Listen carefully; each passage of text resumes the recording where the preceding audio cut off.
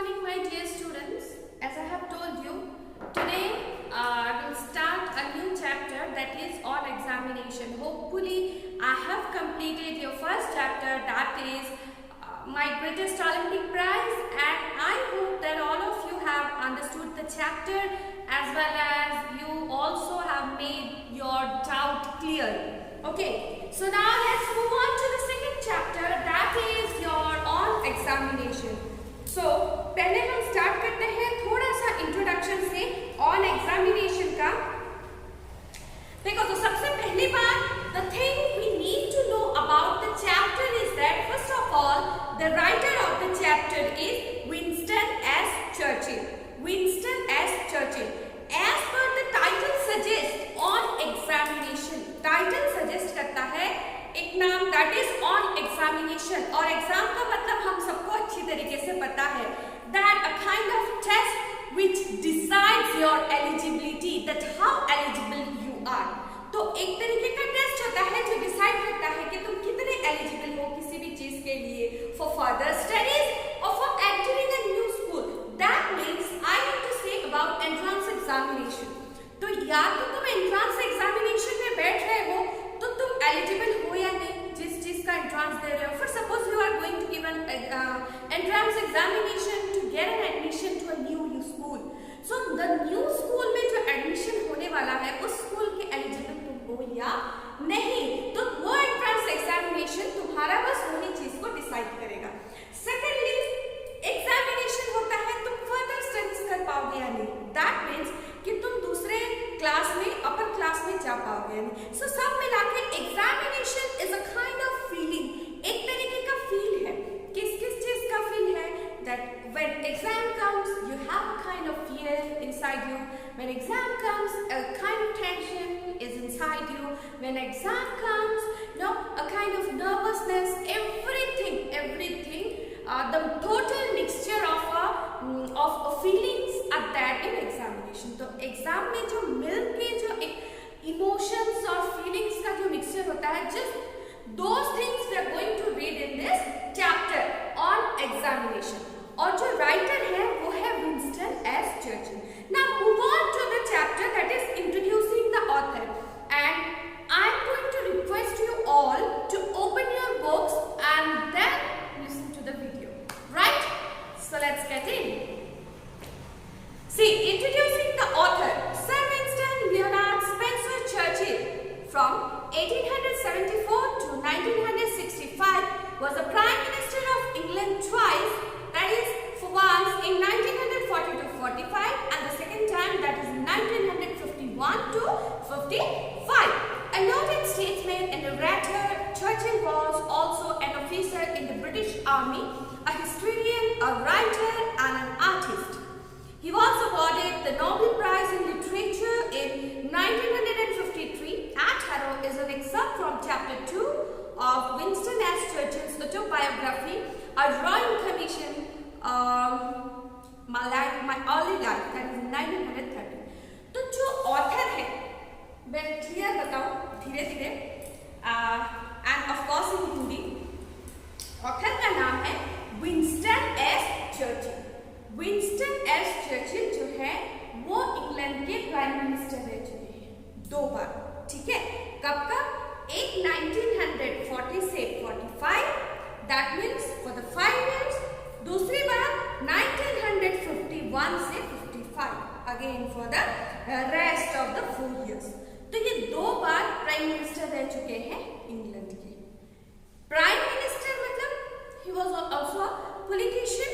ठीक है, apart from politics, politics को छोड़ देने से ही हैज अदर क्वालिटीज टू. उनके अंदर कुछ और क्वालिटीज भी थे. क्या क्या क्वालिटी थे वो देखो क्या थे. He was also an officer in the British army. British army के ऑफिसर थे. और क्या थे? हिस्टोरियन, वो हिस्ट्री में इंटरेस्ट रखते थे, हिस्टोरियन थे, राइटर थे, आर्टिस्ट थे, बहुत कुछ थे. उनके अंदर बहुत सारा टैलेंट भी था. Okay, he was awarded the Nobel prize in literature in 1953. तो हमको जब पता चला he was also a writer, writer होने से वो लिखेंगे, इधर नॉवेल लिखते हैं या फिर ऑटोबायोग्राफी या फिर पोइट्री, तो जिसके लिए उन्हें 1953 में नोबेल प्राइज मिला था। ये जो चैप्टर है ऑन एग्जामिनेशन, ये एक एक्सर्प्ट है। एक्सर्प्ट का मतलब पता है? एक टुकड़ा, एक खंड लिया जाता है। वो अपने आप के ऊपर एक ऑटोबायोग्राफी लिखे थे जिसका नाम था A Roving Commission My Early Life। Okay, तो उनका जो ऑटोबायोग्राफी का मतलब आई होप सबको पता है, अपने ऊपर क्या बोलते हैं उसको, आत्मकथा, I don't know anything, autobiography, आत्मकहानी सॉरी, या फिर अपने ऊपर, अपने लाइफ के ऊपर जो लिखते हैं उसे कहते हैं ऑटोबायोग्राफी। तो अपने जिंदगी के ऊपर उन्होंने अपनी एक ऑटोबायोग्राफी लिखी थी, जिस ऑटोबायोग्राफी का नाम है A Roving Commission My Early Life। उस ऑटोबायोग्राफी का एक टुकड़ा, एक खंड लिया गया है जिसका नाम है एट हैरो, और उस एट हैरो को तुम यहाँ पे पढ़ रहे हो एज ऑन एग्जामिनेशन। समझ में आया? ये ऑन एग्जामिनेशन असल में कोई एक चैप्टर कोई लिख के तुमको नहीं दिया है, ये विंस्टन एस चर्चिल के ऑटोबायोग्राफी के किसी एक चैप्टर का एक एक्सर्प्ट, दैट मींस एक टुकड़ा लिया गया है जिसका नाम है ऑन एग्जामिनेशन। आई होप अब तक सबको क्लियर हो गया होगा ऑथर के बारे में। तो let's move on to the warm up section. Examinations for many are not a pleasant experience. Of course not. Exam जो है वो हर किसी के लिए प्लेजेंट एक्सपीरियंस तो है नहीं। खुशी खुशी दांत दिखाते हुए कितने जन निकलते हैं एग्जाम हॉल से? कुछ निकलते हैं लेकिन अंदर से पता नहीं क्या होगा। So it's not a pleasant experience for many of us. हमारे अंदर बहुत लोगों के लिए एग्जाम का एक्सपीरियंस अच्छा नहीं लगता। That is says the apprehension of not doing well makes even bright students anxious। सिर्फ एक सोच, वो एक सोच that I am not going to do good in exam, मेरा ये एग्जाम आज अच्छा नहीं होने वाला, मैं एग्जाम में आज अच्छा नहीं कर सकता। सिर्फ ये चीज, ये सोचना ही एक बहुत अच्छे स्टूडेंट को बना देता है total failure। Read the following unit of the text and note how the writer took his entrance examination to hell।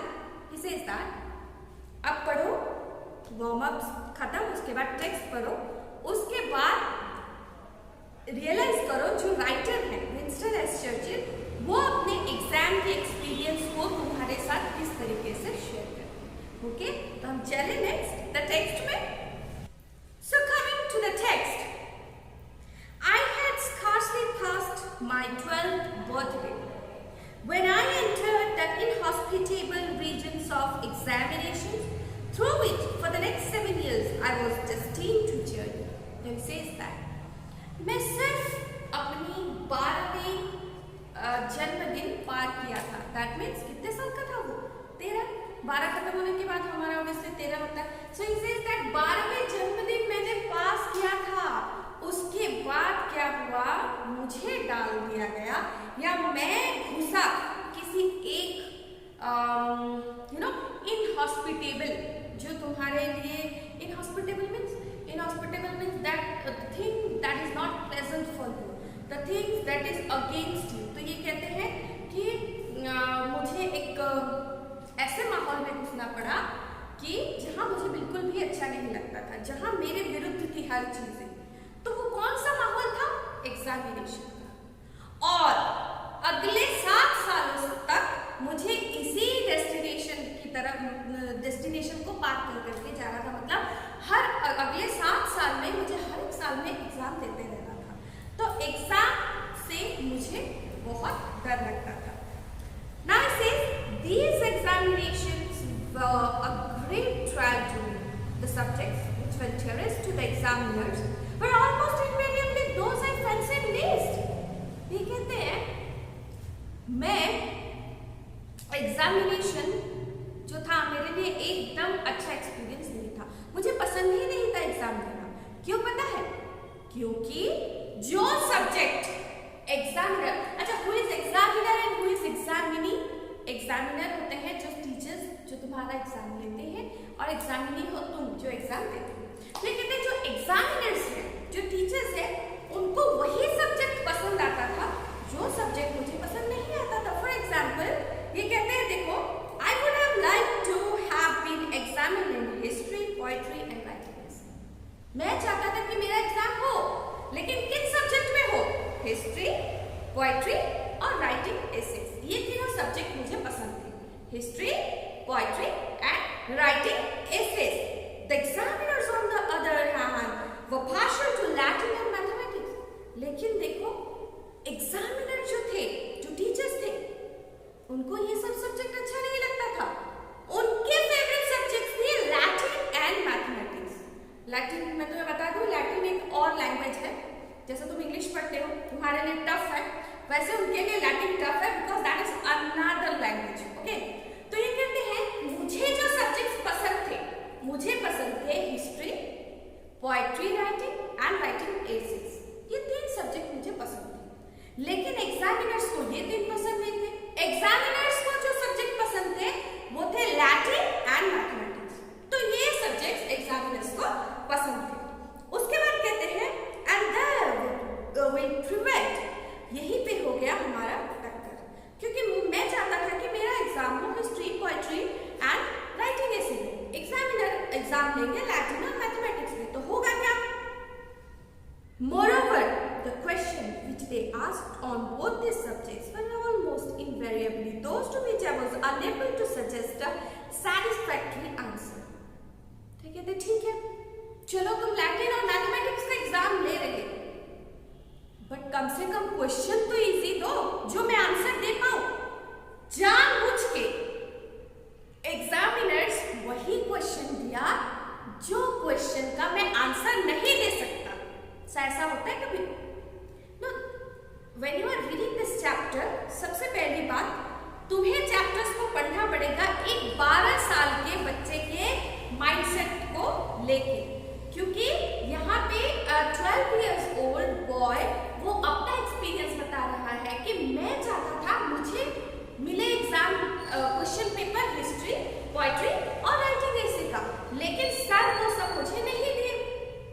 Sir दिए लैटिन और मैथमेटिक्स का, लेकिन लैटिन और मैथमेटिक्स में भी मुझे ऐसे क्वेश्चन मिले जिनका मैं एक भी जवाब नहीं जानता था या मैं नहीं दे पाऊंगा। ऐसे ही क्वेश्चन मुझे दिया गया, ठीक है, क्योंकि questions are normally set according to the students. Generalise question बनाया जाता है। जो बहुत अच्छे स्टूडेंट्स होते हैं तो उनके लिए ज्यादा इजी ना हो जाए, या फिर जो बहुत गधे स्टूडेंट होते हैं उनके लिए ज्यादा हार्ड ना हो जाए। So there is a kind of liberality, एक एवरेज क्वेश्चन सेट किया जाता है हर किसी को नजर में रख के। उसके बाद क्या कहा गया, देखो, I should have liked to be asked to say what I knew. They always try to ask what I did not know. ये कहते मैं हमेशा से चाहता था कि मैं जो जानता हूँ मेरा क्वेश्चन वही आए। सब चाहते हैं कि हे भगवान, मैं जो पढ़ा हूँ जस्ट वही आए एग्जाम में, ये क्वेश्चन आए एग्जाम में, ये मुझे अच्छी तरीके से आता है, लेकिन हर बार आता है ऐसा क्वेश्चन। सो ये कहते हैं I should have liked to be asked to say what I knew.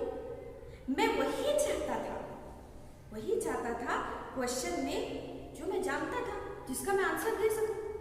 But they always tried to ask what I did not know. लेकिन एग्जामिनर्स हमेशा वही क्वेश्चन पूछने का कोशिश किए जो मुझे नहीं आता है। कैसे? जो मुझे नहीं आता है वही क्वेश्चन पूछने का कोशिश की। एग्जामिनर्स क्या किसी को जानते हैं पर्सनली कि इसको क्या आता है क्या नहीं आता है? No, I again want to tell you that questions are set, a general question is set. It is not easier for the very good students and even not hard for the very dumb students. Okay, तो ये कहते हैं कि मैं चाहता था कि ऐसा क्वेश्चन दे जो कि मैं इजीली कर पाऊँ, जो मुझे आता हो, लेकिन एग्जामिनर्स हमेशा वही क्वेश्चन देने का कोशिश किए जो मुझे नहीं आता। When I would have willingly displayed my knowledge, जब मैं दिखाना चाहता था अपना ज्ञान, एलिजिबिलिटी, अपनी क्वालिटी, अपना कैलिबर, जब मैं सब कुछ दिखाना चाहता था कि मुझे आता है, मैं कोई गधा स्टूडेंट नहीं हूँ, मैं कर सकता हूँ, they sought to expose my ignorance. वो जानबूझ के मेरे अज्ञानता को दिखाए, नहीं तुम गधे हो, जानबूझ के साबित कर रहे थे कि तुम गधे हो, क्योंकि ऐसे क्वेश्चन पूछ रहे थे मुझे आता ही नहीं। The sort of treatment had only one result: I did not do well in examination.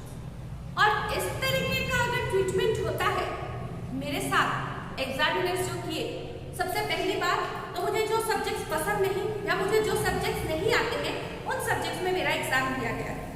दूसरी बात, अगर वो सब्जेक्ट्स में एग्जाम में लिए तो क्वेश्चन वो दिए जो मुझे बिल्कुल भी नहीं आता। तीसरी बात, जो मैं चाहता था, जो मैं जानता था, मैं चाहता था कि मैं उस वही क्वेश्चन मुझसे पूछा जाए, लेकिन वो लोग जानबूझ के ऐसा क्वेश्चन दिए जो मुझे बिल्कुल नहीं आता था। तो अगर मेरे साथ इस तरीके का ट्रीटमेंट हुआ, इसका रिजल्ट सिर्फ एक ही निकला, that I did not do well in examinations. मैं एग्जाम में अच्छा नहीं किया। I did not do well in examinations. So आज की क्लास के लिए हम यहीं तक रखेंगे। I hope all of you are relating something to you. खुद के ऊपर कुछ इस चैप्टर से you can relate how we feel.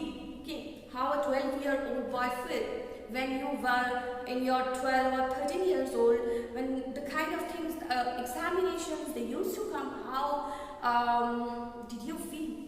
Okay, so think and relate, then only you can understand the chapter. Okay, so first unit का यही तक पढ़ेंगे, फिर next class में हम इसको फिर further आगे पढ़ेंगे. Okay, so happy reading to all of you.